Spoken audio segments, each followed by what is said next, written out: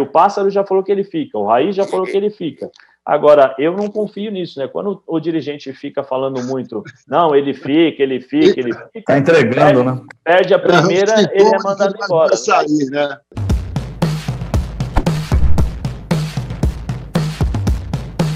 O problema do Diniz, eu acho super interessante a proposta dele de jogar. Eu acho que nós precisamos de uma coisa diferente, porque desde 94 nós evoluímos, e aí eu acho que tirando o Corinthians do Vampeta, Ricardinho, né, época até de 99, depois de um ano de 2000, nós tivemos o Cruzeiro 2003, o Santos 2004, e aí acho que o Santos de Neymar, voltou a ter o Santos de Neymar, e agora... 2010, talvez, né? Aquele Santos de 2010. E agora... Do Ganso e tal. E agora o Flamengo do Jorge Jesus.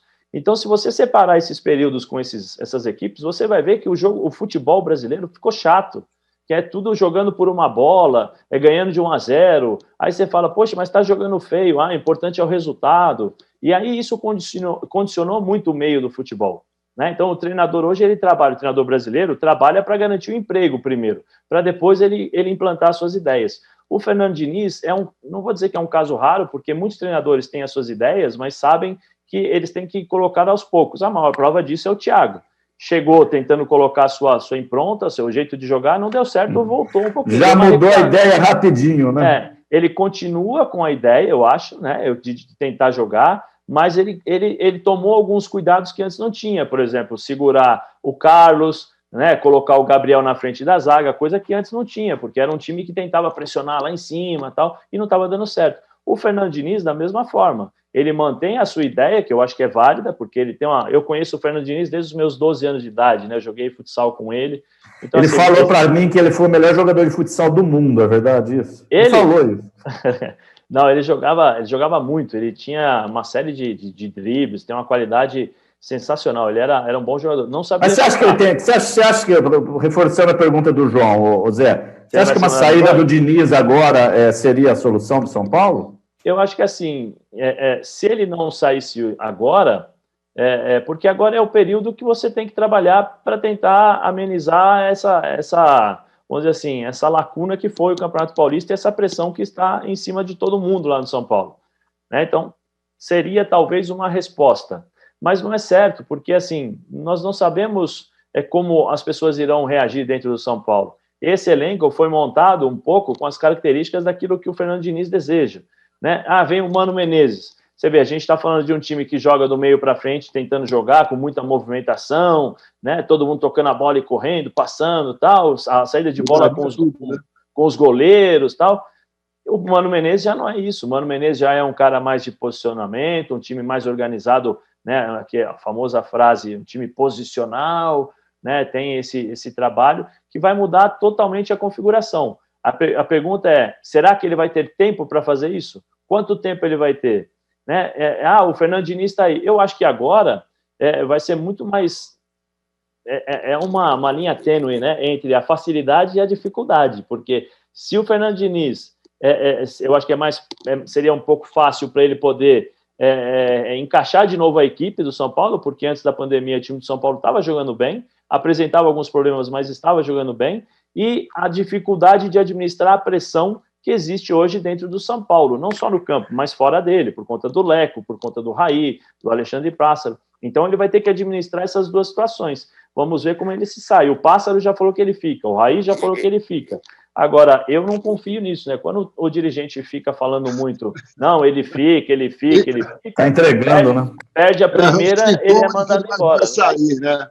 Mas olha, só duas coisas, né? A primeira assim, a gente precisa considerar o São Paulo do Muricy, tricampeão brasileiro, o Grêmio do Renato Gaúcho, campeão da Libertadores. Acho que são times também que apresentaram até o Atlético Mineiro e o Cruzeiro, né, da metade da década, dessa última década.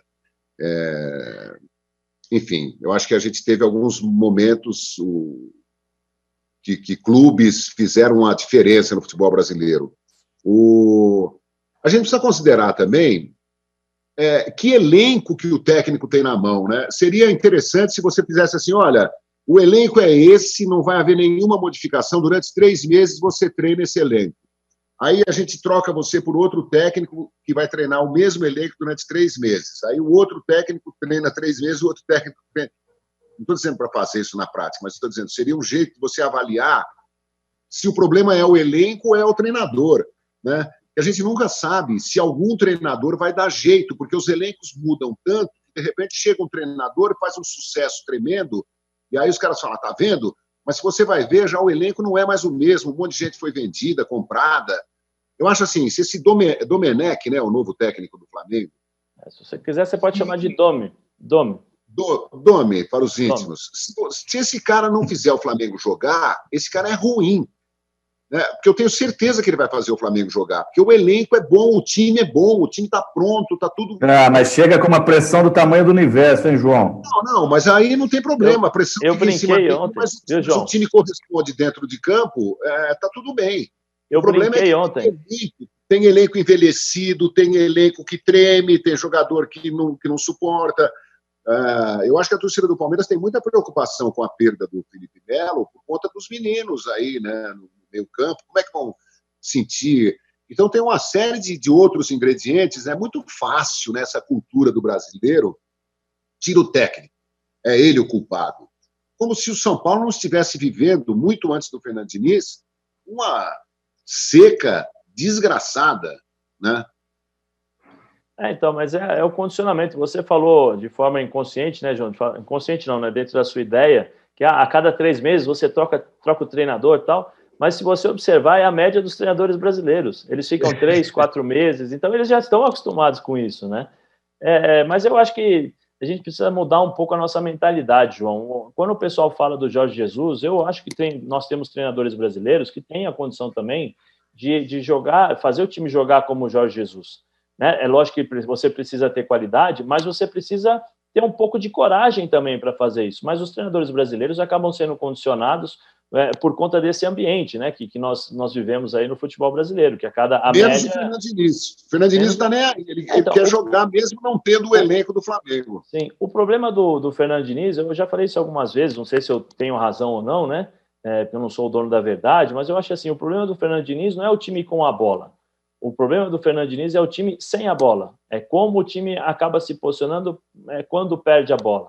Né? Eu acho que esse é o equilíbrio, coisa que ele havia encontrado antes, João, na pré-pandemia, vamos dizer assim, em alguns jogos difíceis, ele encontrou essa situação de ter um time mais equilibrado no meio-campo, perdeu a bola, faz a falta para não sair no contra-ataque, e não é isso que nós estamos vendo agora no dia a dia do São Paulo. Então tem muitas coisas que eu acho que o Fernando, se você observar, é um cara que está começando a sua vida profissional. E ele já teve chances em grandes times, né? Você vê Fluminense, Atlético Paranaense, agora o São Paulo, né? E as situações estão se repetindo. Não porque ele não tem um time que não sabe jogar. Pelo contrário, o time dele sabe jogar, cria as oportunidades, mas é um time que não sabe se defender.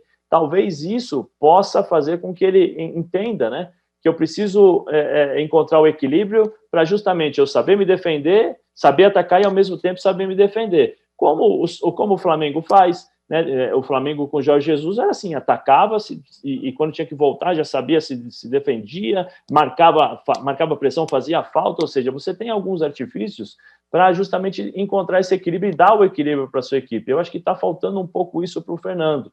O Fernando é um cara que trabalha muito a cabeça do jogador em termos de ter confiança.